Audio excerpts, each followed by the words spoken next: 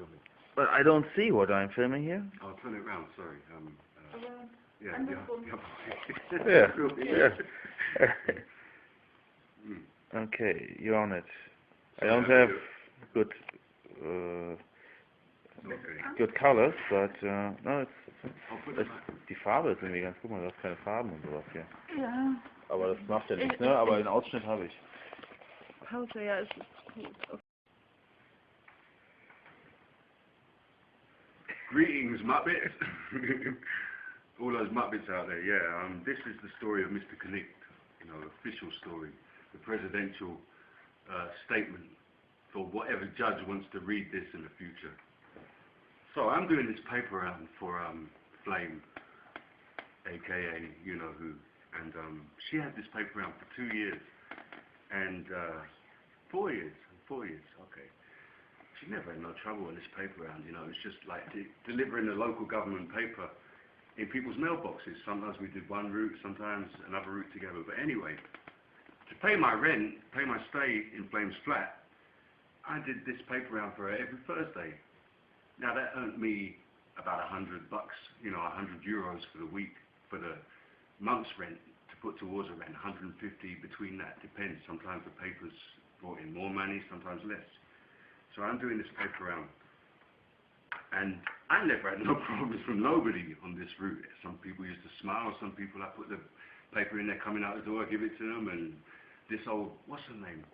Frau Bowen. Frau Bauer. Frau Bowen used to talk to me every week. You know, I don't understand a word she's saying, but she always used to say to me, "Wish the poo, wish the poo." It sounded like, "Where's the poo?" You know, and so we made a joke of it. We said, "Where's the poo? It's in the fucking loo." You know, where's the poo? But I'm Poo Poo Face, and anyway, Frau Bowen used to talk to me every Thursday, and she's a polite lady, and I'd sit and talk to her. I didn't know what she's going on about, but we have a conversation, and I've got my bike there, and then after 5 minutes or whatever, then I ride off and do the rest of the route, and I have to go and deliver up to the church at the top of the hill and put the papers in there, and a lot of different houses along the route, and it was a good feeling, you know. It was a nice little job for me on the bike. I didn't have to sit and play a keyboard for 2 hours. I could do that for 2 hours and just put the papers in the mailboxes, and, you know, I mean, I didn't fling them in the gardens like they do in the States and some places in Britain, and just throw it in the garden, but, you know, I just folded the paper up and opened the letterbox or pushed the letterbox in and put it in, and normally it hung out a little bit. Sometimes you stick the papers in a little letterbox like that with a little box, and you know, a normal thing. I mean, I think a monkey can do it. You can train a monkey to put a newspaper in a letterbox, and you're not going to have no problems with that. You know, I think a monkey could do that. Maybe a cat could do it. So anyway, Mr. Connect. One day, I parked my bike. I walked into. I didn't know he's called Mr. Connect then. I didn't know who. I didn't even see the guy before, except for in the grease shop, and that's another story. And it took me a while to put two and two together. This is the same guy who cuss my ass in the grease shop. Anyway, I didn't know this is Mr. Connect's house. I don't know Mr. Connect at this time. And I'm walking along the driveway. I take the newspaper out of the trailer. I walk up to the door. I roll the newspaper up and I push it in the doorway, and it's there, you know, hanging out a little bit, but it's in the letterbox. And this is, you know, this is like, if you can clean your teeth in the morning, or if you can have a shave, or, you know, if you can fry an egg or batter a piece of toast, you can put a newspaper in a mailbox. It shouldn't be difficult. I'm 40, yeah, I'm 30, 25 still. But anyway, even if I was 44, it's not a difficult job.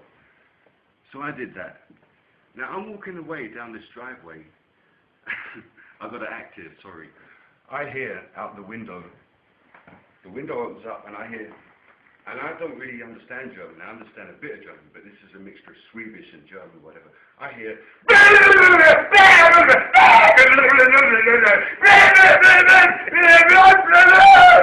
like, I'm sorry, you nearly give me a heart attack. You know, because sometimes I get traumas to when I was about 6 years old, when these sort of people used to send my mother crazy, and they did send her crazy. She went in a freaking nut house because, well, Mr. whoever he was at this moment, some crazy lunatic screaming at me. I'm from London, I can't help it, and I spent 10 months in Liverpool and a lot of other places. I'm walking away, and I look at him and whatever, like that.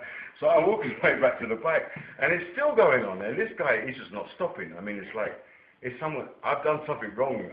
I don't know what it is. If I stepped on his driveway, maybe, I don't know what it is I've done wrong.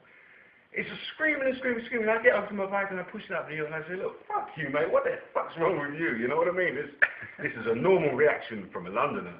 If you're suddenly faced with that, what the hell is it, you know? So I'm walking up. This guy comes out of his house.